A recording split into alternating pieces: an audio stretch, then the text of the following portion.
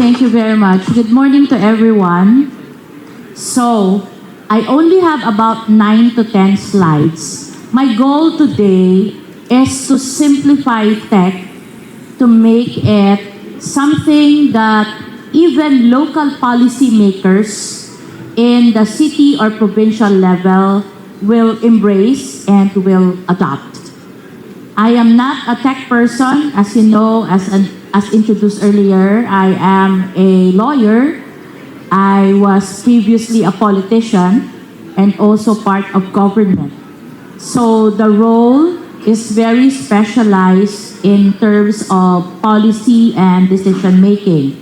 One thing I learned early on in life as a digital advocate is that when you want to scale a solution or a digital platform, three persons have to be in the table. You know those three important persons? One is the ICT expert, the developer, the one who will create the solution, the one who will code, who will program, who will put the hardware, software, and middleware together. The second person that should be in the table should be the subject matter expert. If the solution is for health, then you have to probably have doctors, you probably have to invite nurses or even patients to better understand how to design the program or the solution to be relevant. And the third person that should be in the table, and normally we miss inviting this person, are the decision makers and the policy makers. The decision makers are crucial. The ones who say where the money and the billions should go, and the ones who say what program should be approved. You see, the problem is in this country, there seems to be a disconnect between the tech and the policy makers. Today, the challenge before us is clear: to move from resilience to competitiveness, from recovery to leadership. Our goal must be to equip our cities and provinces not just to bounce back from crisis, but to bounce forward as drivers of sustainable and inclusive development. We are first honor in the World Risk Index. And it's sad because our country has a moniker. We are referred to as the supermarket of disasters due to hazard, variety, and frequency. The Philippines experienced an average of 20 tropical cyclones annually. The recent reports describe the country's exposure as unprecedented and highlights its vulnerability to clustered extreme events. What are the key climate vulnerability indicators? In terms of exposure, the Philippines scored 39.99% for exposure, indicating high susceptibility to hazards like typhoons, floods, and sea level rise. In terms of vulnerability, the country also scored high in lack of coping and adaptive capacities, reinforcing its systemic risk. With all these things about flood control programs, we are still perceived as unable to cope. In terms of economic impact, over 34 billion in losses from 372 extreme weather events between 1993 to 2022. In terms of human impact, displacement of hundreds of thousands annually is happening in the Philippines. But the good news is, crises may have exposed our vulnerabilities, but they also spotlight and make urgent the need for cities and provinces to become smarter, greener, and more competitive. Every policy should always have a basis. Now we go to the opportunity. So your councilors, board members, senators, congressmen, they need to have a goal in drafting the policy after knowing the basis. Crisis is a catalyst. During COVID-19, cities that invested in digital infrastructure adopted a lot of things, deploying telehealth, digital permits, and e-commerce support for businesses. Maybe COVID has to happen to push the envelope for digital transformation. The PSA reported 2.08 trillion digital economy value in 2023. And as of 2024, it's 2.25 trillion, a strong and encouraging upward trend, especially in the areas of digital enabling infrastructure, e-commerce, digital media, and content. Now, the good news is smart cities are projected to represent 6 trillion market by 2030. And it's not so far from now. It's just 5 years from now. Southeast Asia alone could see 1 trillion GDP uplift from AI adoption. The risk of being repetitive, I have to always say, while national government it's doing its best in terms of innovating, every city, province, and municipality in this country must also strive to innovate. Southeast Asia alone could see 1 trillion GDP. And in the Economy Southeast Asia 2024 report, this is also echoed, the 1 trillion GDP. This is the opportunity to make our cities and provinces hubs of innovation, talent, and competitiveness. The digital economy, smart city investment, and AI adoption are converging to reshape not only urban but even rural competitiveness in Southeast Asia. Now, the goal is to make policymakers understand what are the ingredients of a key IoT-enabled ecosystem. First of all, we need to have sensors, monitors traffic, air quality, water levels, and all the use case earlier presented.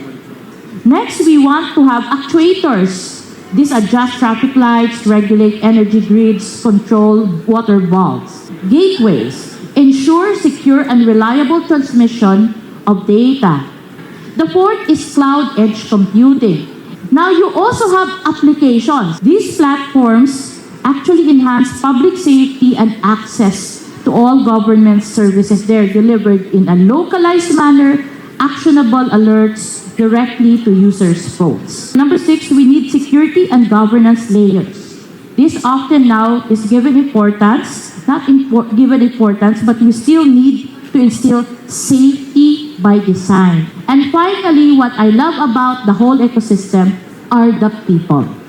Because in digital transformation, all technology can go to waste without skilled and reliable people and processes to deploy this project.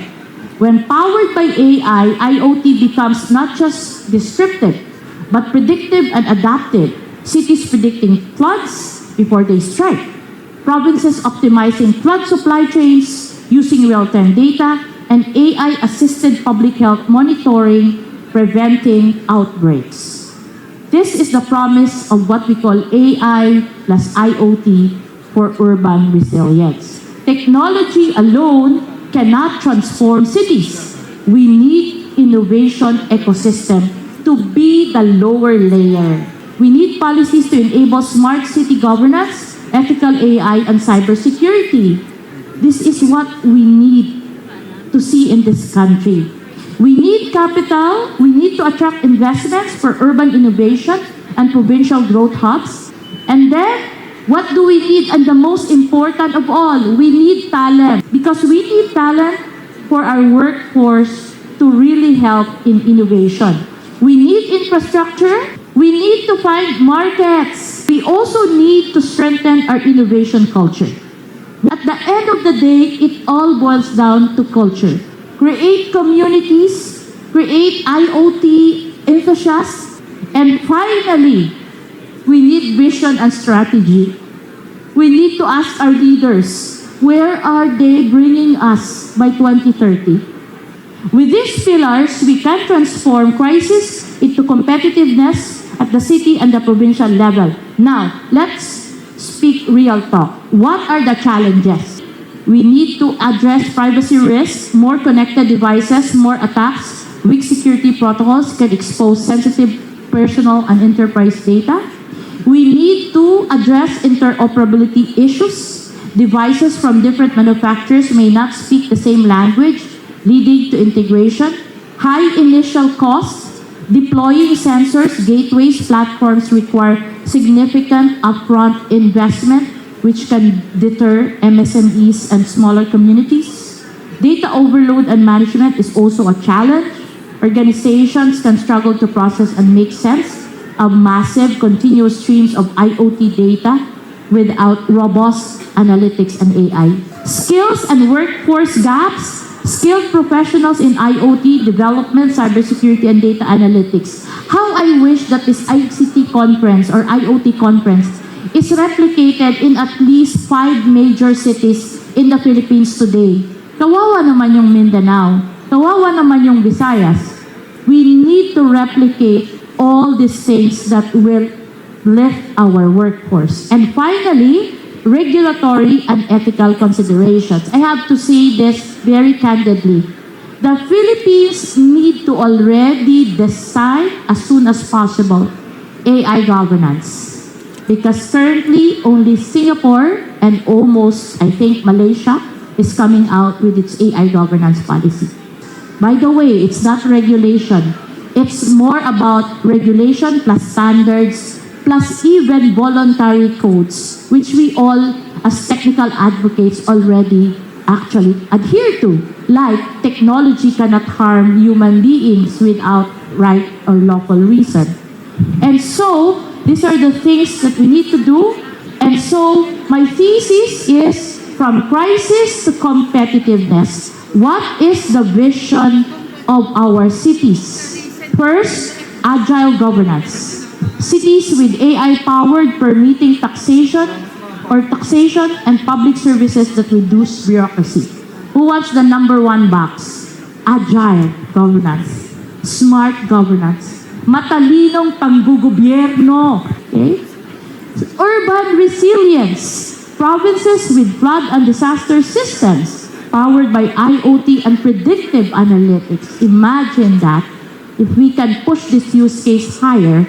Smart economy, cities with thriving tech hubs, creative industries, and digitally empowered SMEs and global markets. And then finally, inclusive communities, digital inclusion programs ensuring no residents or provincial worker is left behind. One of my advocacy closest to my heart is DIWA, the Digital Innovation for Women Advancement. That's why I'm wearing pink. Now, for 3 years, I've been advocating for more women in tech. We need to encourage women to join the tech world. We need to create more women inclusive for, create a community inclusive for women and other marginalized sectors. These are not dreams. They are already being piloted in Asia Pacific. The challenge is to scale them across the Philippines. So, my dear fellow innovators, resilience means more than recovery. For our cities and provinces, resilience must mean competitiveness. Alam mo, problema, I think, sa Pilipinas, hindi tayo competitive. Compliant lang. Because if we're competitive, we aspire to innovate. The ability to adapt, innovate, and lead in the digital economy. In essence, IoT's fundamental characteristics, ubiquitous sensing, real-time data, and machine-to-machine communication will pave the way for smarter cities, healthier lives, and more innovative business. Yet, unlocking its full potential requires the guardrails. What are those? Strong security, open standards, workforce upskilling, and inclusive policies. Yun yung 4. Let us make sure that when the next crisis comes, our cities and provinces will not just endure but set the standard for resilience and competitiveness in the region. Thank you for your attention, and I invite you to continue our dialogue. Visit my website.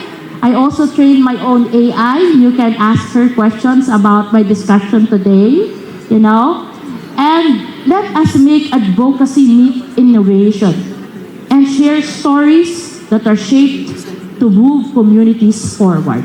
Thank you very much.